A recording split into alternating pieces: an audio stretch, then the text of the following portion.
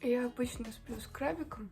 Раньше я спала с пучком на голове, но я заметила, что после пучка намного сильнее остаются заломы. Минус крабика в том, что после него все равно часть волос вылезает, и она трется о подушку.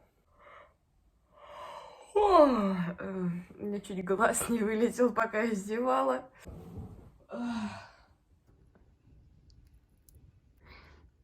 Веня даже глазки не открывает, настолько ему лениво.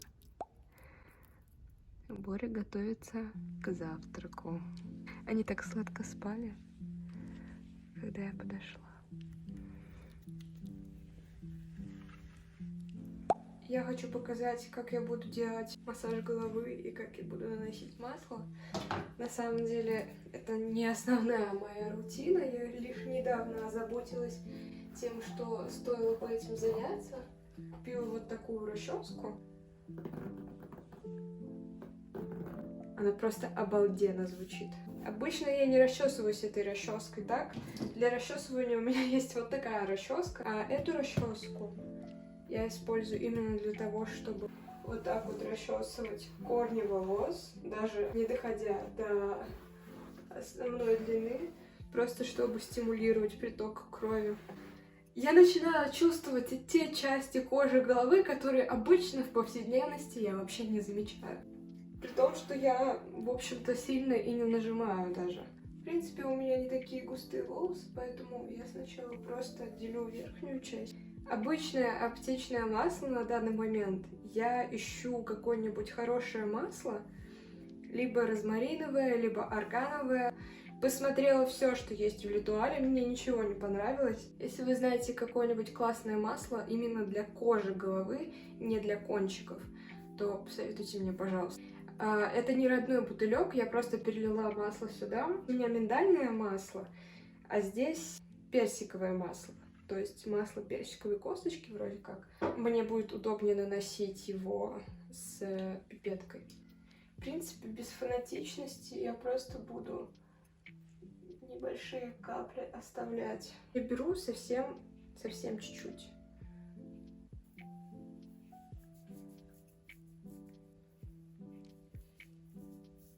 Поредели волосы, потому что до этого они были совершенно другой густоты. Это касается не только кончиков, это касается и прикорневого объема. Я уверена, что волос у меня стало меньше, и это мне не кажется. Возможно, это просто гормональные изменения. Возможно, у меня вполне себе среднестатистическое количество луковиц на голове, но волосы просто стали тоньше. В целом, я думаю, достаточно. Сейчас я просто соберу волосы и уже часа через полтора минимум буду мыть голову. Такое ощущение, что у меня волосы настолько истонченные и сухие, что они моментально вобрали в себя все масло. Я не знаю, у меня ушло не так много, по сути. Вообще ничего не изменилось. Мне пришло сообщение из Литуаля о том, что мой заказ уже на месте. Что, кстати, удивительно, потому что я заказала вчера. Ай.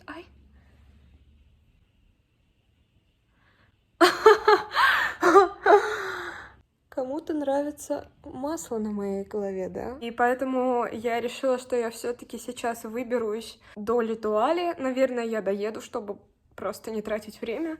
И заодно заскочу, куплю лак для волос. Как раз-таки, наверное, с учетом того, как я буду собираться, как я буду выходить, у меня, наверное, час-полтора даже, наверное, и уйдет. Да ведь, Веня, иди сюда. О, второй пришел. Да, такая я королева крыс. Второму тоже интересно, чем это у меня так волосы пахнут. Видимо, это хорошее масло, раз даже крысы пришли полакомиться. Да ведь, Боря?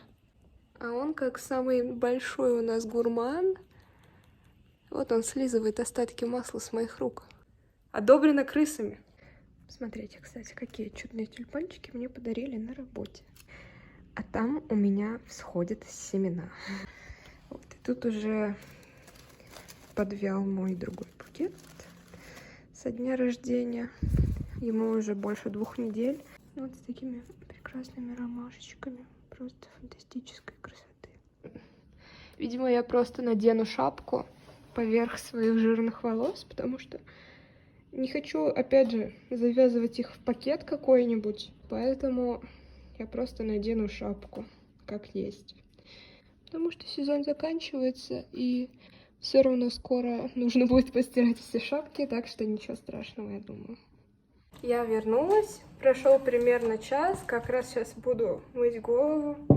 Я взяла вот такой самый обычный лак, потому что я все равно буду использовать гель для фиксации. И в Ритуале я заказала санскрин. Я на самом деле долго выбирала, какой взять. Я не хотела, чтобы в нем были вот такие вот нежелательные компоненты, и не хотела, чтобы в нем были спирт и продукты, близкие к спирту. И, как ни странно, неплохой санскрин я обнаружила в мужской линейке. Вот это. И мне нравится оформление, оно, по-моему, очень классное. Это корейская косметика. До этого я обходилась вот таким BB. Поэтому теперь я буду использовать и BB-крем, и, конечно же, вот такой санскрин. Он на SPF 50 PA 3+. И я взяла себе вот такой тинт для губ от L'Oreal. Взяла просто нюдовый тинт, но он с глянцевым эффектом. Давайте я вам заодно покажу, какие средства я использую вообще. Это вот основной мой шампунь. В принципе, я не знаю, что это за фирма, но мне нравится. Когда я чувствую, что у меня кожа головы очень загрязнена, я иногда мою вот этим. Но, как по мне, он прям слишком ядреный, вот, поэтому я его очень редко использую, хотя он вкусно пахнет. И наоборот, когда я чувствую, что у меня кожа головы, наоборот, недостаточно грязная, я просто вот таким детским гелем мою от макушек до пяточек. И из бальзамов иногда я использую вот такой вот бальзам, но он на самом деле стоит, простаивает. Какой-то он слабенький, но эффект все равно небольшой есть. Я бы сказала, что это не бальзам, это больше похоже на какой-то кондиционер. Бальзам вот от этой фирмы из такой же линейки. Он вообще супер классно разглаживал волосы.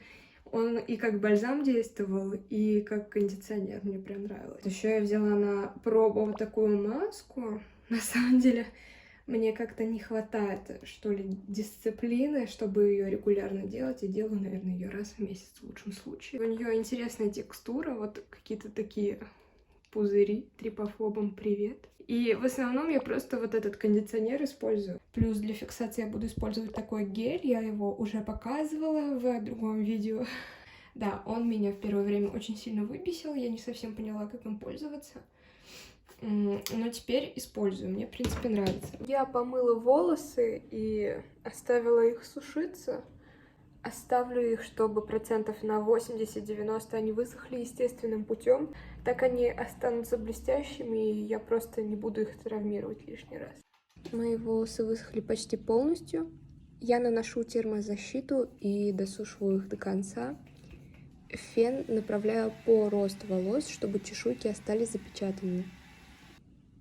Далее я отделяю челку. У меня стрижка что-то вроде лесенки, можно сказать и каскад, за исключением затылка. Поэтому есть небольшие уровни такие. Челку я натягиваю на браш.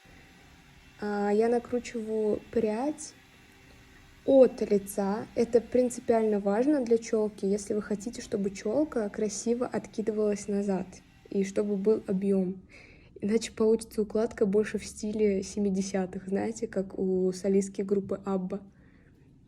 Я накручиваю челку на бигуди диаметром примерно 6 сантиметров, пока она еще теплая. Но этот шаг не обязателен, можно обойтись и без бигуди, но она как будто бы объема добавляет, что ли. Оставшуюся часть волос я делю примерно на 6-8 частей. Сначала я делю голову пополам, потом каждую половину делю еще на 4 пряди. 2 у лица и 2 оставшиеся, это основная длина. У меня волосы не очень густые, поэтому я работаю примерно вот по такой схеме. Я постаралась как-то изобразить свое видение, ну, в общем, вот. Сначала я беру пряди ближе к лицу, у виска, и закручиваю их к лицу. Я стараюсь не опускать прядь сразу после фена и придерживаю ее рукой в накрученном состоянии, чтобы она остыла в правильном положении. И затем сразу же прибрызгиваю ее лаком чуть-чуть. Оставшиеся пряди, которые самые длинные, я не сильно наматываю на браш, я их буквально немного подкручу, просто чтобы был кончик в форме луны и не висел как ободранный хвостик. Я обязательно использую масло на кончике и даже немного подлиннее. Растираю пару капель в ладонях и наношу прямо на пряди. А затем я использую фиксирующий гель. Со второй половиной головы делаю все точно так же. У вас, кстати, тоже одна половина головы более густая, чем другая, или я одна такая? Я еще раз напоследок прогреваю челку у корня, чтобы добиться объема. Наношу лак туда же и снимаю бигуди. Наношу масло и еще побольше лаком. И все готово. И финальный лук. Надеюсь, это видео было для вас полезным. Ставьте лайк, пишите комментарий. Это поможет продвижению канала.